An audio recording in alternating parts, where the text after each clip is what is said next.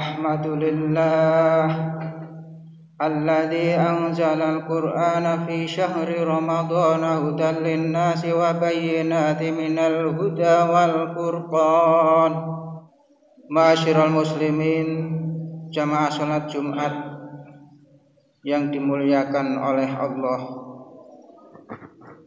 marilah kita senantiasa meningkatkan ketakwaan kita kepada Allah Subhanahu wa ta'ala dengan menjalankan semua perintah-perintahnya secara baik dan benar yang disertai oleh keimanan dan keikhlasan, hanya mengharapkan keridhaan Allah dan pahala akhirat.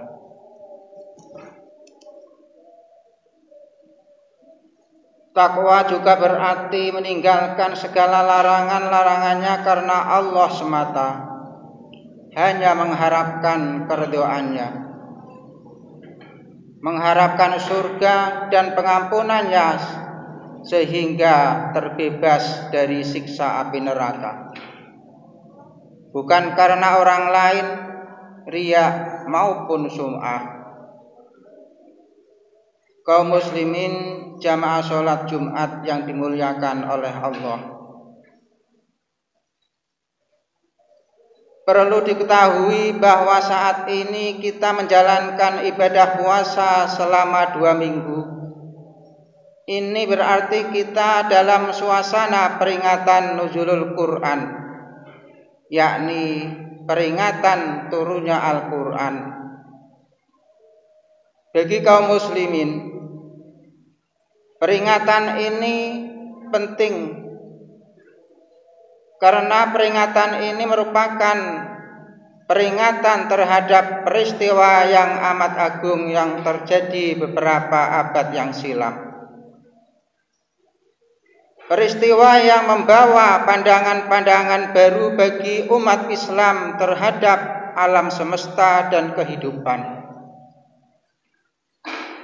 Derajat manusia dan perikemanusiaan, juga tata hidup manusia, bermasyarakat, berbangsa, dan bernegara yang amat tentram berdasarkan iman kepada Allah Subhanahu wa ta'ala.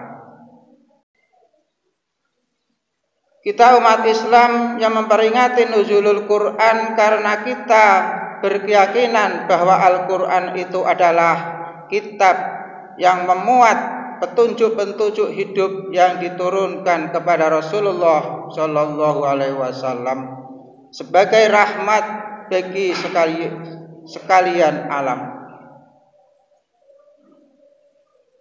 Ma'asyiral muslimin, jamaah sholat Jumat yang dimuliakan oleh Allah. Allah Subhanahu wa ta'ala berfirman di dalam Al-Quran surat Al-Anfal ayat 41 yang artinya,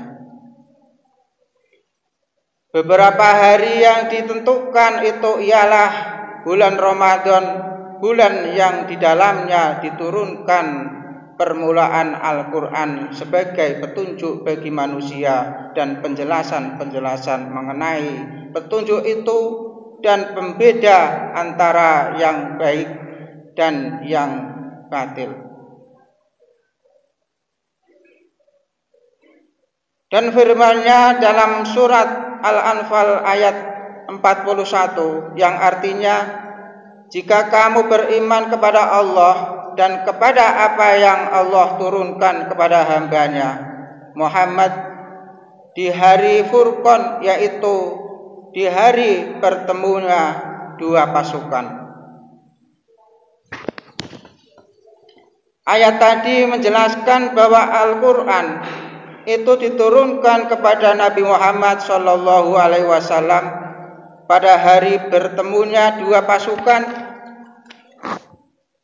Bertemunya 2 pasukan yang dimaksud dalam ayat ini adalah bertemunya tentara Islam dengan kaum kafir musyrik pada perang Badar yang terjadi pada hari Jumat tanggal 17 Ramadan, walaupun tidak dalam 1 tahun.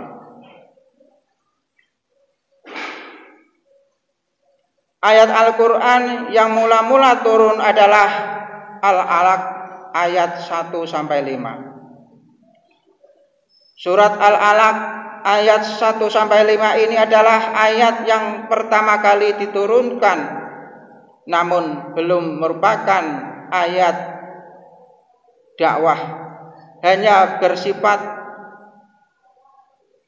menyiapkan Rasulullah SAW untuk menerima tugas dari Allah Subhanahu wa taala. Kemudian Allah Subhanahu wa taala menurunkan surat Al-Mudaththir ayat 1-5 juga. Nah, barulah setelah diturunkan Al-Quran surat Al-Mudaththir ini, Rasulullah SAW berdakwah dengan terang-terangan.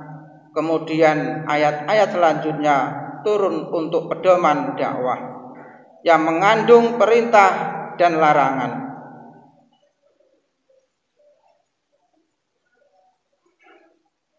Perlu saya kemukakan di sini bahwa di antara ayat-ayat Al-Quran tidak sedikit yang diturunkan karena ada suatu peristiwa hingga Rasulullah SAW mendapatkan bimbingan yang jelas dalam berdakwah dan memimpin umat.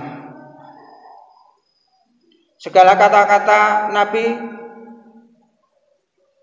perbuatan dan tindakan beliau adalah merupakan tafsiran dari Al-Quran.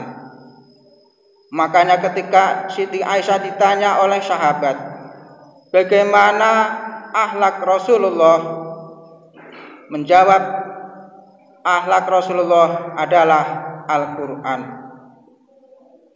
Karenanya di dalam Al-Quran disebutkan bahwa Rasulullah adalah suri tauladan yang baik, yang harus kita contoh sebagai umat beliau.